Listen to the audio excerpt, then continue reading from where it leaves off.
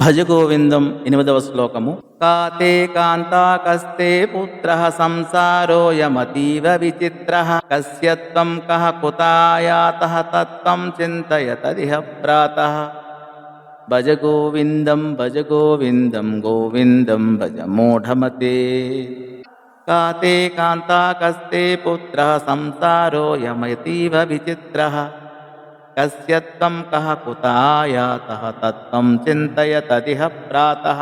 భజ గోవిందం గోవిందం భజ మూఢమతే. ఎవరు నీ భార్య, నీ కుమారుడు ఎవరు?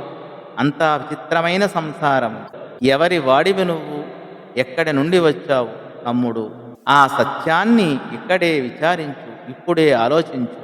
గోవిందుని భజించు, గోవిందుని కీర్తించు. ఓ మందమతి, గోవిందుని సేవించు. అజ్ఞానం అనేది మనిషి పుట్టిన తరువాత తయారు చేసుకున్నది కాదు, పుట్టుకతోనే వచ్చింది.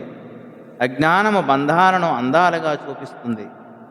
మానవునికున్న బంధం ఆరోపితమే గాని సత్యం కాదు. సమస్య ఆరోపితమైనప్పుడు అది విచారం ద్వారానే పరిష్కరింపబడాలి.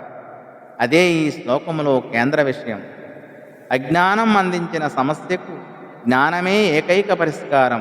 ద్వైత ప్రపంచస్య అవిద్యాకృతత్వాత్ విద్యయా తదుపశమః స్యాత్. ద్వైత ప్రపంచాన్ని అజ్ఞానమే సృష్టించింది, జ్ఞానం దానిని ఉపశమింపజేస్తుంది అన్నారు మాండూక్యకారికా భాష్యంలో శంకరాచార్యుల వారు. సంసారం బంధమా? అదే వాస్తవమైతే ఈ సంసార చక్రానికి మానవుని బంధించిందెవరు?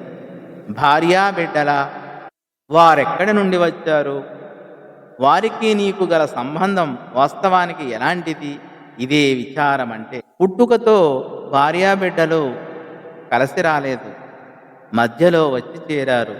సంసార వృక్షం అల్లుకుపోయింది, మమతలు పెనవేసుకున్నాయి, బంధాలు గట్టిపడ్డాయి. ఈ బంధాలు ఎంతకాలం ఉంటాయి? ఏదో ఓనాడు ప్రేమానురాగాలను తెంచుకొని ఎవరికి వారుగా శ్మశానం వైపు నడక సాగించక తప్పదు. చేరినట్లే చేరి చెదరిపోతున్నాం, కలిసినట్లే కలిసి విడిపోతున్నాం. రాకపోకల రహదారిలో సంసారం ఒక మజిలీ అయింది. నాటకములో నటులు ప్రవేశించినట్లు సంసార నాటకములో నటించి నిష్క్రమిస్తున్నాం. నాటకం ముగిస్తే నటుల మధ్య బాంధవ్యాలు ఉండవు, కన్ను మూస్తే భార్యాపిల్లల అనుబంధాలు నిలవవు.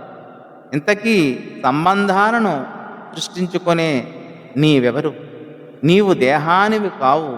దేహం నీ చేత చూడబడుతూ ఉంది, నీ చేత నడుపబడుతూ ఉంది. ఘట ద్రష్ట ఘటాద్భిన్న, దేహ ద్రష్ట దేహాద్భిన్న. కొండను చూచేవాడు కుండ కన్నా వేరుగా ఉన్నట్లు దేహాన్ని చూస్తున్న నీవు దేహం కన్నా వేరుగా ఉన్నావు. నీవు కాని దేహంతో ఉన్నటువంటి సంబంధమే నీకు తారాస్థులనే సంసార బాంధవ్యాలను సృష్టించింది. దేహం నీవు కాదని విచారణలో తేలిపోతే బాంధవ్యాలు వాటంతటవే పండుటాకుల్లాగా రాలిపోతాయి. ఇది విచార ఫలం, ప్రమాణ విచార ఫలం. నీవు దేహం కాదని ఆత్మేనని విచారంలో తేలిపోతుంది. ఇప్పుడు చెప్పు, నువ్వు ఎక్కడి నుండి వచ్చావు? కుత ఆయాతః. ఆత్మ సర్వగతం, పుట్టేది కాదు. ఆత్మ సర్వగతం, పుట్టేది కాదు, వచ్చేది కాదు. మరి సర్వగతమైనది ఎక్కడి నుండి వస్తుంది? ఆకాశానికి ప్రయాణం సాధ్యమా? ఆత్మకు గమనం సాధ్యం? ఉన్నది ఆత్మే, ఆత్మ కన్నా అన్యంగా ఉన్నదంతా మిథ్యే, మాయే. ఇది తత్వచింతనం లేదా తత్వ విచారం అని ఈ శ్లోక భావము. స్వస్తి.